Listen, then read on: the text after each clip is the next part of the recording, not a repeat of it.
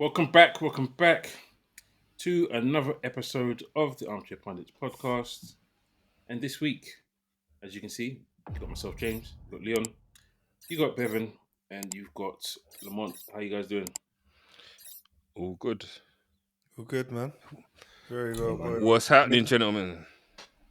Apart from the hay fever's bunning me at the minute. You don't have hay fever. My It's version, innit? It's a 3-month cold. Raw.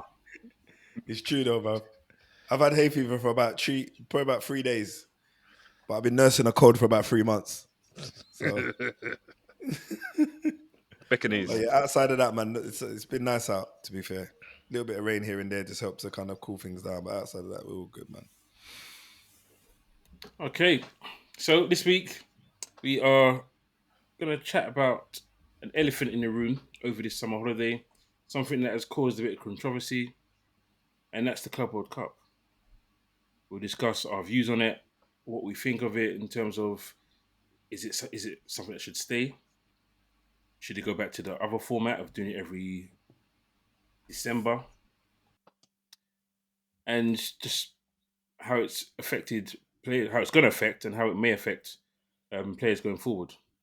So, start off with: is this tournament enhancing club football, or is it just a bloated cash grab? I think it's a bit of both, really, isn't it? It's helping some teams.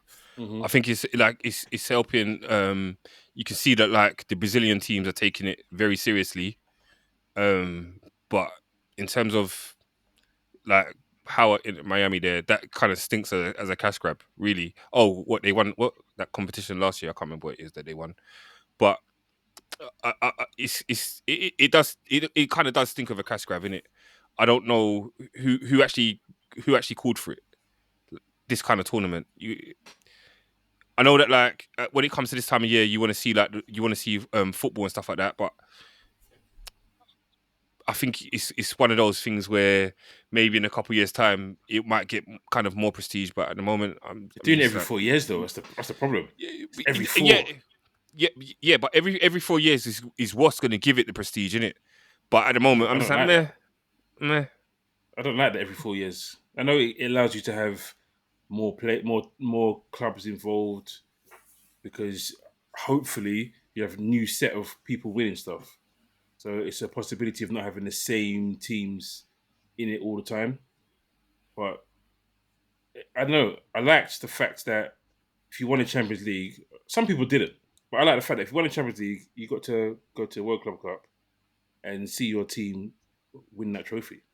No, most people never had a problem with that because I think this In is a Europe, they money did. grab. In England, they did. No, it's England. It's just England. Yes, I said in has England. this That's what I mean. thing. Yeah, but let's be honest.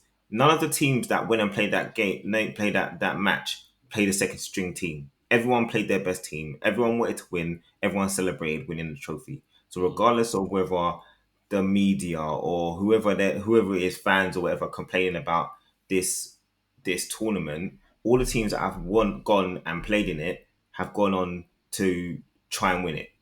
And some have failed. Most of the English teams that have done it have been successful, but sometimes they failed and lost to the Brazilian club or whatever. But to me, it's a money grab. We know it's a money grab. We know what FIFA is about. FIFA is about making that paper. They know that the World Cup, they can't rely on just having the World Cup every 4 years. They want to keep that money train coming in. So they've created this tournament to add something more to what the Club World Cup was before. So they tried it in 2000. It failed miserably because of the timing of it, and that timing was more affecting the European clubs than anyone else.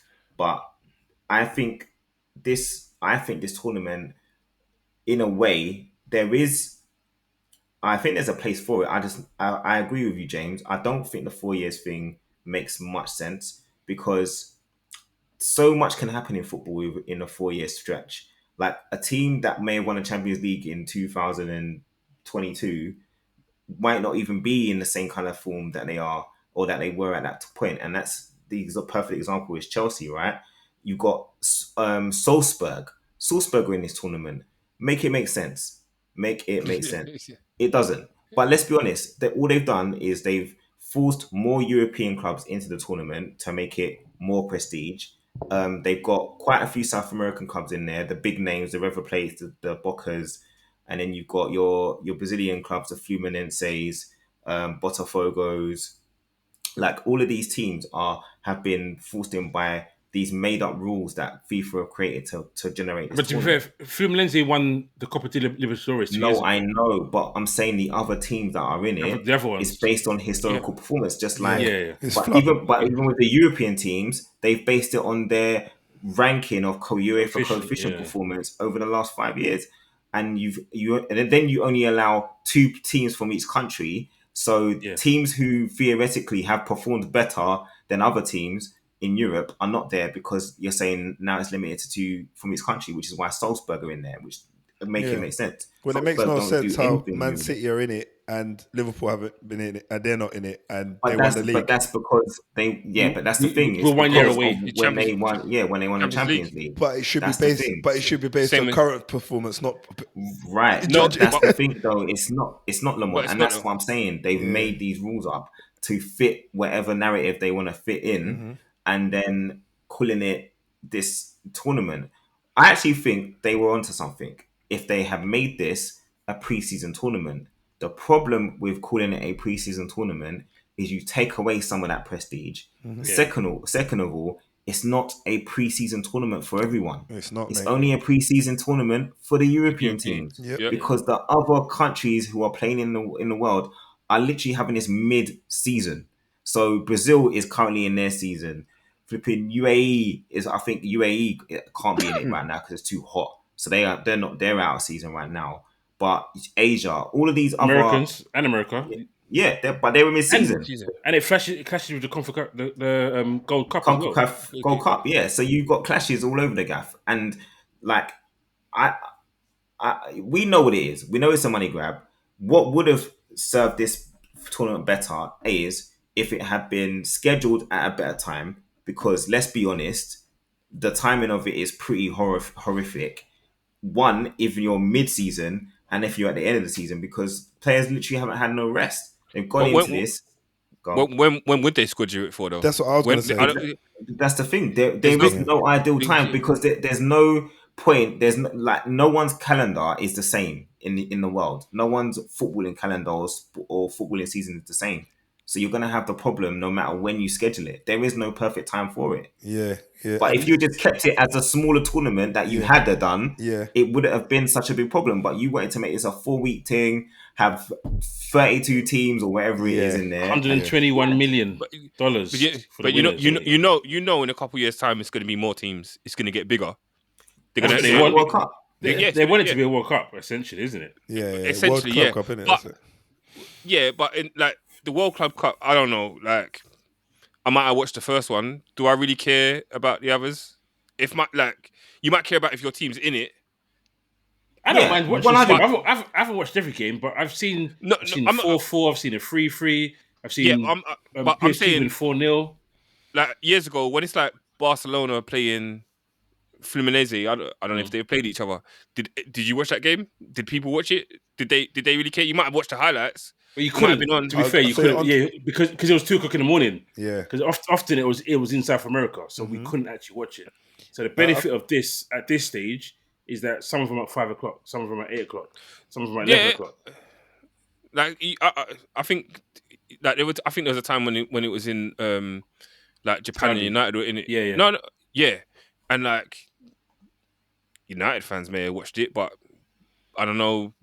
So then, isn't this the reason to make it a bit bigger then? No, because back then you had one European team there. One European team represented. So no one else in Europe would have any interest. But that was the prestige then. That was the prestige. It was more a case. It was more scarce. It was scarcity at that point. I mean, Bev, you're onto something, yeah.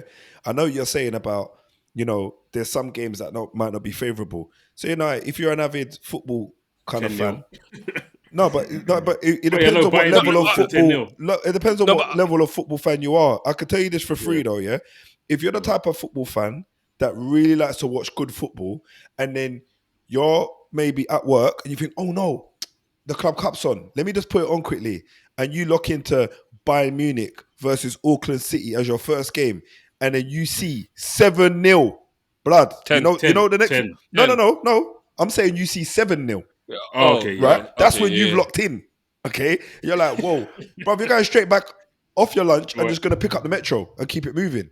You're not gonna sit Bro. there and watch to see how this turns out. You're thinking, what are they playing? Butchers or carpenters or something? But let's have it right. Maybe it's like a European thing, but like we'll watch the Champions League no matter who's in the final.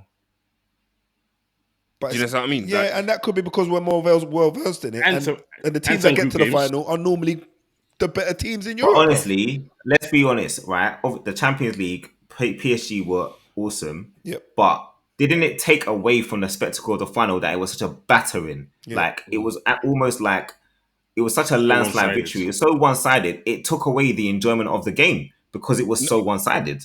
Not for me. I thought that was a great game of football. No. It was a great game for what one team playing. Bro, I got to see a team balling out. Like 100%. And but you can see a team balling out if you watch Bayern Munich versus Auckland City, fella.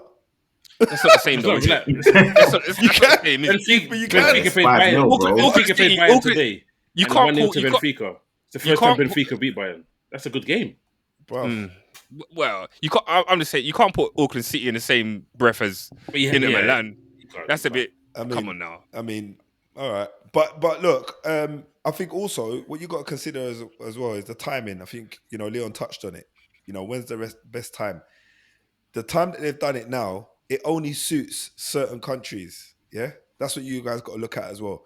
What countries does it suit? All the teams that are in the off season or finish their actual domestic season, which are the big Germany, England, at the same time, Spain. But you can argue it doesn't suit them though. The timing's bad still for them as well. No, but I'm saying it's not going to interfere with their domestic season, so they don't necessarily have to rest players. That's the point I was making. They don't have to rest players because they've got an important game next week. Yes, I do appreciate that one of their players could get an ACL and then be out for the next coming season. I get that. But you've also got to consider that, right, these guys now have got an opportunity to put some of the guys that don't get regular game time out there and say, right, you've got until mid-June, till this tournament, and then I'll put you on the chopping block, or you'll be in the team for the next season. I mean, I'm surprised. Let's look at it. Let's look at that. Because you've got elite players facing 70-plus games this season. Yeah. Valverde, he's played 5,971 minutes in 24-25 season. Pedri, if he had gone, 67 appearances this season, 81% back-to-back games. So is it a case where injuries are going to be a factor that we're going to see up until because obviously it's a World Cup. This is also a precursor to the World Cup. They're trialing the World Cup stadiums and stuff like that. But are you going to worry about injuries next season? Well, you got to think about some of the players that are in it. 100%. Like if you take someone like Cole Palmer, he's played in the Euros. He's played in this. He's going to play. He's played a full season. Then he's played in this, and then it's more than likely that he's going to go to the World Cup next year. When does he? So he doesn't get a summer for 3 years. Like the players do need a break, man. You're going to see when players start breaking down. That's when it's going to be an issue. The standard's going to drop. The standard's going to drop. You're not going to get the same quality in games. And I see what you're saying about the volume of guys there. You talked about Valverde and Pedri, but that list probably goes on. I mean, what's his name? Coming back from injury now. Bellingham's got on crazy minutes, and he said that he postponed the shoulder surgery for this tournament. So he's jeopardizing the World Cup for the Club World Cup, in my opinion, because if he hurts himself further in this Club World Cup, because you got to remember your body's you got to give your body time to recover. If he hurts himself further next June or next summer, he could be out because he sustained an injury that's going to have him out for longer. Okay, so then do they then just say, okay, there's less friendlies? Because then obviously normally they'll have the break now. They'll get back into preseason and then they'll have the friendlies afterwards. With these games, is it a case where, okay, cool, we don't need to do a massive build up towards it? Because we've done competitive games, we've let the players gel, because Because even going forward, we've had a 2-part transfer window. So some of these clubs have bought players that they would have been buying in August. To take the Club World Cup into consideration, that 2-part window? Yeah. It was, yeah. I could tell you this for free. You see, if Ferguson was still at United, bruv, do you know how much man? And I'm saying if United were in this tournament, bruv, there'd be so much man that be getting pulled. I don't even think they'll be in it. I think he would have made up some. I'd be like, no, we can't. We can't. I don't know if it'd be commercially you'll be allowed to do that. The money, he like money, Fergie, bro. Right, fair enough. The horses. No, he's not going to turn down $121 million. Maybe when I think about euros, whatever it is. Yeah, when you talk about money, I guess it's a different game now anyway. But yeah, I feel like the injuries are going to spike next season. You're going to start seeing some real concerns in the teams that have actually continued on. Like these guys, look how much football there is though. We've never seen this much football from like the Club World Cup, Nations League, international friendlies all the time. It's a lot of football, and even like looking at Trent. When you look at Trent and the guys that they bought though, Bev, have these guys really stood out for you? Like even when I don't know if you've caught Trent at all in any of the games. I caught the clip of him being lost in the middle of the pitch. There's not just one clip, bro. No, let me leave Trent. I'll let you go off for Trent. I'm going to look sour.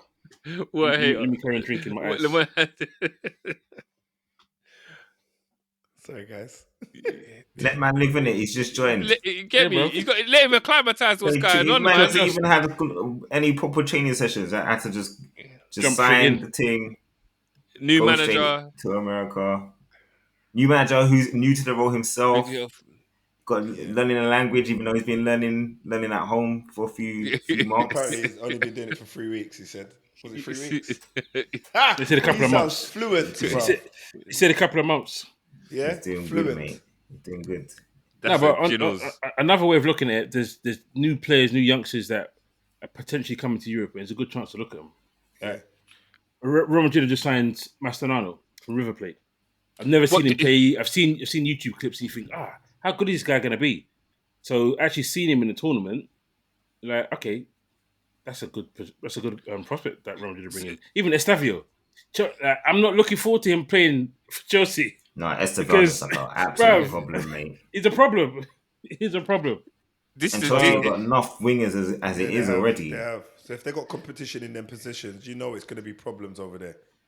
That's the thing that's mad about Chelsea, is that when they sign someone, it's not even a disaster if they don't work out. It's like the next man up. They've just got so many options. It's ridiculous. It's actually ridiculous how many options they got. Yeah.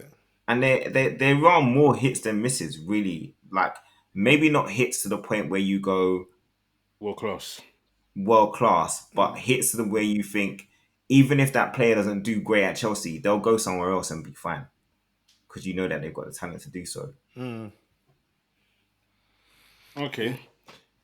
So, to bring this to a close, cash grab, no crash grab, cash grab, in your opinions?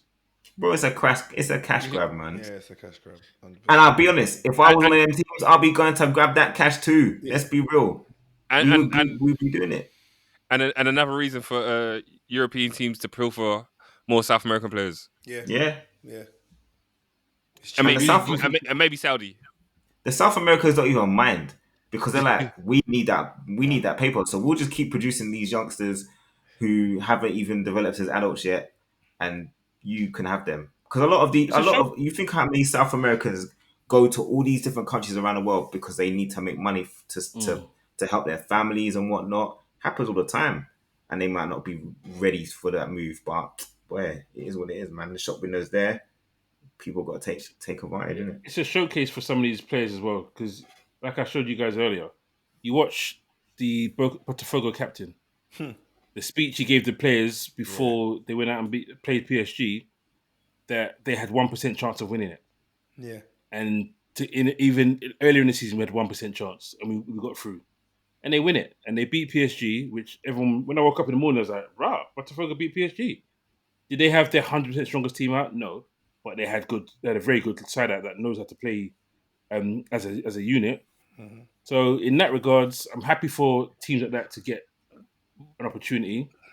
Atletico Madrid, they're out.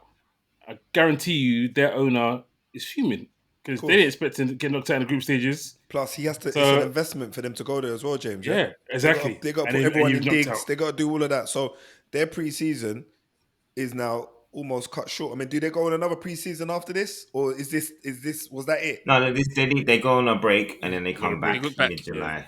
A short one. They still got to fulfill other financial obligations. Yeah. To go out and play. I don't think that like just because they played in this tournament, that's it. They're not going to play pre-season games. Nah, definitely not. I mean, look, in normal when the World Cup's here, teams are going to be playing players are going to be playing the World Cup, and then they're going to go back to their clubs. And well, look, the finals on the 13th of July. So yes, it's just they basically timed it the same time that the World Cup will be next year. Exactly the same period. It's no different. The only difference is the club teams, the whole club is involved. So it really does mess up your preseason plans because now you've got to start your preseason a bit later. But again, 121 million that they're taking that money. You got to think though, like in terms of English teams, really this benefits Arsenal and Liverpool. I don't mind that. Yeah, because these guys are going to be flat. We benefited from the early transfer window, got players in nice and early, and they're resting as well. Can I ask you a question, boys? Just on this Club World Cup, yeah? Do you think that Ronaldo made the right choice, not going over to? Of course he did. Yeah, that's a farce. That would be a farce. Yeah. Right. There's one thing. Clubs being pushed in there, like into Miami, they won like the league shield title. So technically, because they won like the league part of it, but they didn't win the actual competition itself because you didn't get to knockouts.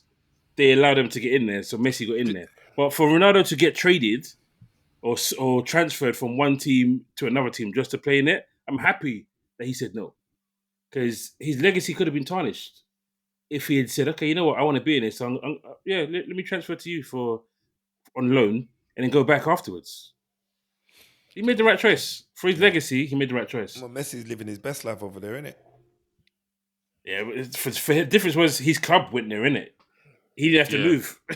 His club were in it. True. And they opened it. So I don't think he would have switched clubs to go to it because he had a chance to go to Saudi. He said no. Yeah. I mean, when I'm looking at even the way that these guys are going into the games, it looks like you're playing FIFA. Like each player's coming out on their own and they're getting announced and coming out to like puffs of smoke. I'm like, what is this, WWE or what? Like, do you know what I'm saying? You will see it more. You will see it more because it's branding. It's making it entertainment, more like American sports. Yeah, it's like American sports. I think they've already said that it's either the World Cup final or in World Cup games they're gonna have like a longer half time because they're gonna have a halftime show. Yeah. Oh, no. I'm pretty sure they said they're gonna have a halftime show in the World Cup final. So you're not gonna get your normal 15 minutes. It's gonna be like half an hour probably. I think so. And how does that affect players? Yeah. That used to only having 15 minutes half time to then having potential half an hour. Obviously, I say potential because that hasn't been fully confirmed, but that's a rumor that I heard. Yeah. And it's a strong case. Chance of it happening. You're gonna have to invest in some bikes for the change room. Is anyone a fan of that?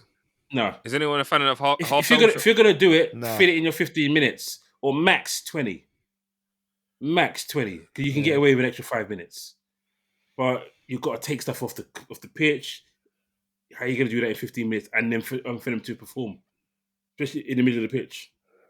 Yeah. You know, I think that like with all this football that's being played, like I just think that some of these players are going to be mashed up by the time they get to retirement. 100%. They might not even make it to 35. Yeah, they're going to be.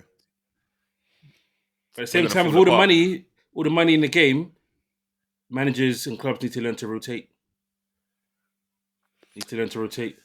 What about? What you say all the money in the game, but then like players are going for big money. Mm. Do you know what I mean? Like PSR, like it's only Chelsea that has got this super squad. Is it? And a lot of other managers come out and say they don't want that. Did Pep come out and say he doesn't want a big squad? Pep doesn't. Yeah. So another question, I don't. Another question, Bev. Yeah, for you. and possibly James and Leon as well, but what for you, Bev? If a South American side, let's say South American side, one of the lower leagues, even if it's a Saudi team, let's say, a team what you wouldn't recognize as being like a real powerhouse, wins this tournament, does it lose its weight? Do you get what I'm saying? Does it lose its kind of its vigor? Like to say, right, this is it's worthwhile being in this.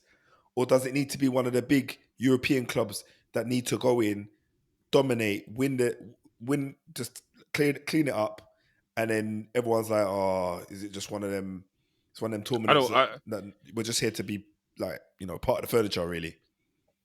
If a South American team wins it, it does more for South American football. And Saudi, obviously. Because Saudi's not really recognised like that just yet. Yeah, who cares about Saudi football, bro? But I think if a South American team wins it and a Miami team wins it, then it might raise the profile of their leagues or whatever else. If a European team wins it, it's just the status quo, isn't it? European teams that have been winning the Club World Cup for years. I think I recently watched like the finals of the last of the World Club Cup since it started. Them South American teams have been getting slapped for years because most of their best players are in Europe anyway. Fair. Leon? James? It depends on how they win it. If a South American team knocked out good teams on the way and then won it, then you get credit. Okay. But if they end up beating, for instance, one of them beats Inter Miami next round, which is not going to happen because Inter Miami's got PSG. But if they beat a Saudi Arabian team or an African team, and then they beat another team like that, and they get to the final and they lose to a dodgy penalty, they'd be like, it was a fix. But if they impress all the way through, then it's like, okay, cool. Like this tournament has been worthwhile because we've seen shocks. Like no one thought certain teams would be out of the tournament already. True. No one thought you'll get competitive games in some of the matchups. So it'll be good, but it won't be what they want. They want Real Madrid or PSG to win it. Basically, I think that's the two teams they want to win it. For Real Madrid to win the inaugural tournament, it's like royalty. Yeah, they get bragging rights, don't they? True. I don't think they do because they're Real Madrid and they're already known as a juggernaut. It's almost like you or PSG should be winning this tournament. Man City's there as well, though. Remember? Yeah, I think Real Madrid need to win it more than PSG because of the season they've had. Yeah, like PSG winning it. Like I could see PSG not winning it. They've won the Champions League, which is one of the best tournaments in club football. Well, in my opinion, yeah. I don't like we know about the Copa de Libertadores, but the standard's higher. Yeah. Apart from the final we watched, but generally the standard's higher. Okay, so yeah, you know what it is. I think if an African team wins it, then it raises that profile of African teams. But outside of that, yeah, or maybe Auckland City. They're really gone home, mate. Unfortunately for them, they couldn't even get some of their players there because they've got to take time off work. That's mental, isn't it? It's a shame. One guy said to work, like, how could you, like, you're going to Club World Cup, just call in sick. Just call in sick. Man said call in sick, like you're not on TV. Brother, James, you're taking a mic, bro. I said to the guy, bro, he's going to be on TV. Like, I can't call in sick. Man can't afford to take that holiday, bruv. He ran out of annual leave. Trust me. But yeah. Okay. Well, that's been our view on the Club World Cup. For those of you watching, have your view. Leave a comment in the comment section. Let us know if we're talking nonsense. Let us know if you agree with our points or if you've got any points of your own. So thanks for watching. Don't forget to like. Don't forget to subscribe. Don't forget to share. And hit the notification button. Take it easy. Peace. Peace.